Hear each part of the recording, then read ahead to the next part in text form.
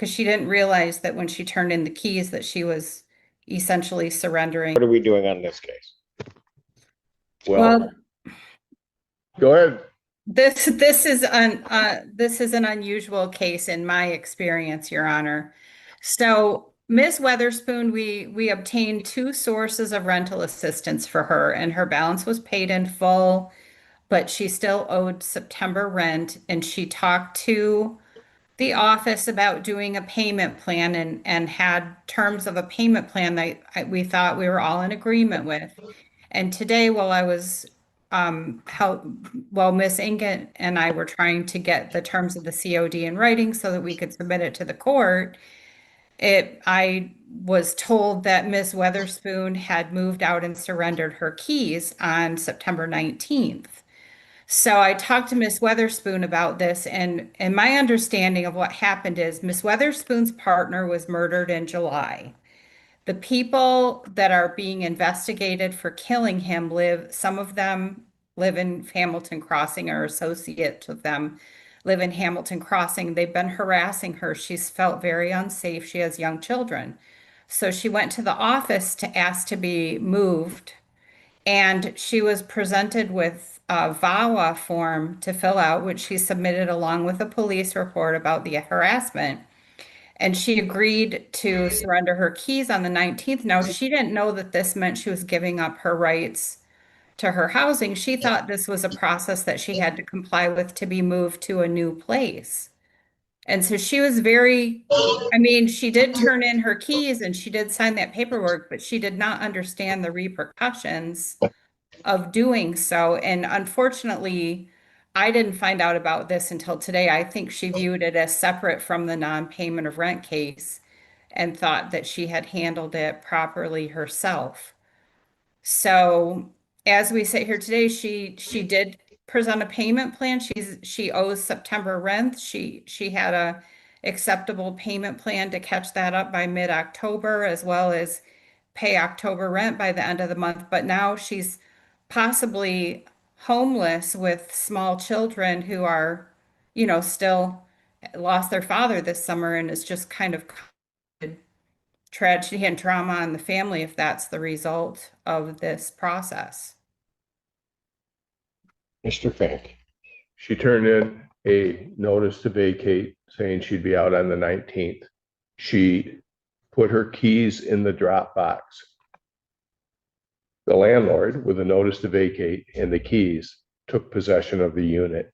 It was essentially vacant. I'm not saying it was empty, but from our perspective, possession has been surrendered. The landlord has taken possession, and and reasonably took possession. And it's not an unlawful ejection. And she did also turn in a form under the not under VAWA, but under the statute, asking to be removed, I think, under the state statute. But we have possession of the unit because she surrendered possession.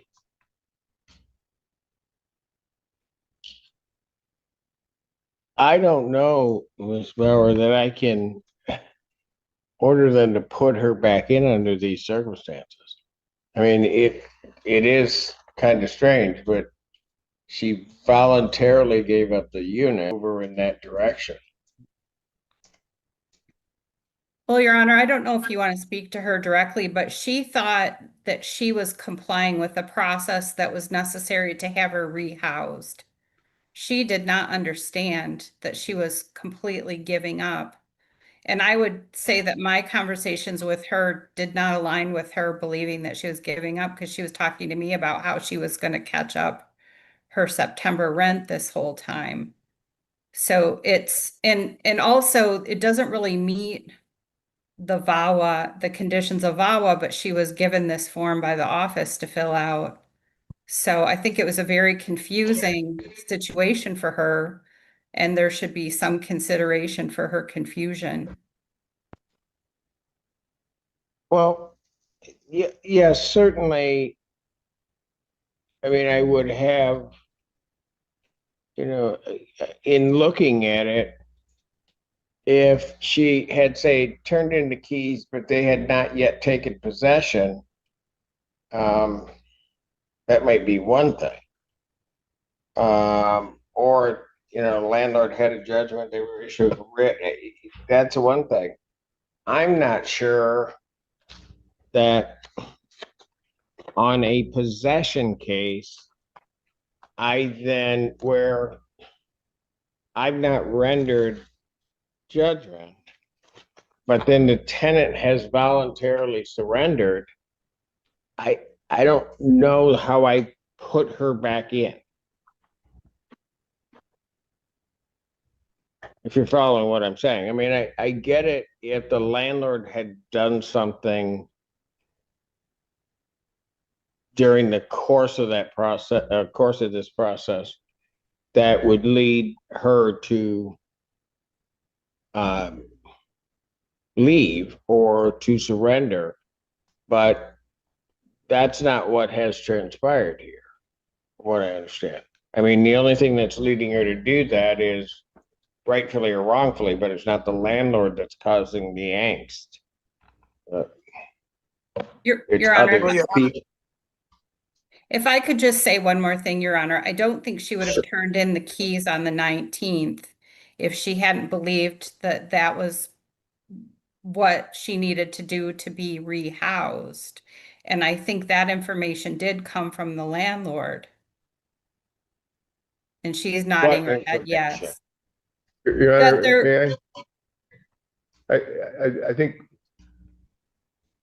there's no reason not to believe Ms. Bauer when she says her client made a mistake, but yet she surrendered possession. And by the way, Your Honor, I've got some photographs. I'm looking at an empty living room.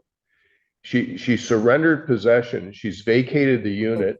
I'd like to submit an order of dismissal that includes the line that defendant surrendered possession.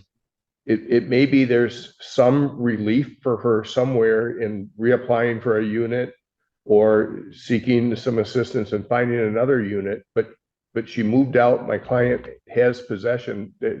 I think this case is moot. Yeah. Your Honor, if I could just say one more thing. Miss Sure. Weatherspoon was homeless when she moved into the unit, so she never had for a lot of furnishings, and she didn't remove the belongings that she had from the unit because she didn't realize that when she turned in the keys that she was essentially surrendering the unit.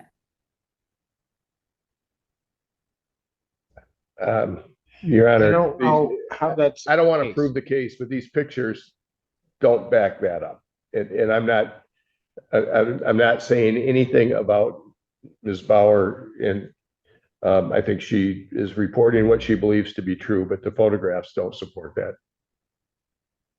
And I also think it doesn't matter. She surrendered possession. We all agree. I mean, I don't know that there's anything I can do. The issue of possession by her actions has become, and I think that's probably true, that it's now moot. I don't, in this case. I mean, Okay. she did the act. I'll submit an order. All right. So what I'm going to do is I'm going to dismiss this case. The issue is moot. And the provision will read that defendant did surrender possession of the property. Thank you, Your Honor. All right. Thank you for listening to us, Your Honor. All right. Thank you. Today's courtroom drama is unlike anything we've covered before. At first glance, it might look like just another landlord-tenant dispute. But as the details unfold, it becomes clear that this case is layered with tragedy, misunderstanding, and the kind of legal consequences most people would never see coming. We begin with Miss Weatherspoon, a tenant at Hamilton Crossing. On paper, her case is simple. She owed some rent, she applied for rental assistance, and she even had a payment plan lined up. Everything should have been under control. But what makes this case extraordinary is what happened outside of the paperwork. Miss Weatherspoon wasn't just any tenant falling behind on payments. She was a grieving partner. Just a few months earlier, her significant other had been murdered. Even more chilling, some of the very people tied to that crime lived in her own apartment complex. Imagine that. Walking through your neighborhood with young children while facing harassment from people under investigation for killing the father of your kids. That's the level of fear she lived with daily. In that desperation, she went to her landlord's office seeking help. What she was handed was a VAWA form, a document connected to the Violence Against Women Act. Normally, this form is meant to protect tenants experiencing abuse, allowing them to seek new housing without penalty. She filled it out, attached a police report about the harassment, and thought she was starting the process to be transferred into a safer environment. But here's the tragic twist. The form, combined with her decision to drop her keys in the office box, was interpreted not as a transfer request, but as a full surrender of her apartment. From a legal standpoint, turning in the keys is essentially the final act of giving up possession. To her, it was compliance with a process she believed would lead to rehousing. To the landlord and, ultimately, the court, it was abandonment of the unit. And in landlord-tenant law, intent rarely matters once possession has been surrendered. As her attorney explains all this in court, you can feel the desperation behind every word. She emphasizes that her client never intended to walk away from her obligations. She still had a payment plan for September rent. She still believed she'd be living in that unit. What she didn't realize was that by turning in those keys, she had walked herself straight into homelessness. On the other side, the landlord's representative is firm. From their perspective, the facts are black and white. She gave written notice to vacate. She returned her keys, and the unit was found empty. Under property law, that means possession had been surrendered. Whether she misunderstood or not, the landlord had every right to take back the unit. And here lies the painful heart of this case, the clash between human tragedy and legal procedure. The judge listens carefully, acknowledging the confusion, the grief, and the unfortunate timing. But at the end of the day, the law doesn't leave much room for misinterpretation. The judge makes it clear: Miss Weatherspoon's surrender of the keys and the vacant condition of the apartment amount to a voluntary move-out. Even if it wasn't truly voluntary in her mind, the legal system treats it as such. The ruling? The case is dismissed as moot. The landlord keeps possession of the unit. Miss Weatherspoon and her children, still reeling from the loss of a father and partner, are left to find shelter elsewhere. Now let's pause and reflect here. This wasn't a case of negligence. This wasn't a tenant trying to skip out on rent or play the system. This was a mother, under unimaginable stress, trying to follow instructions she thought would protect her family. And in that haze of grief and fear, one misunderstood form, one dropped set of keys, completely changed the outcome of her life.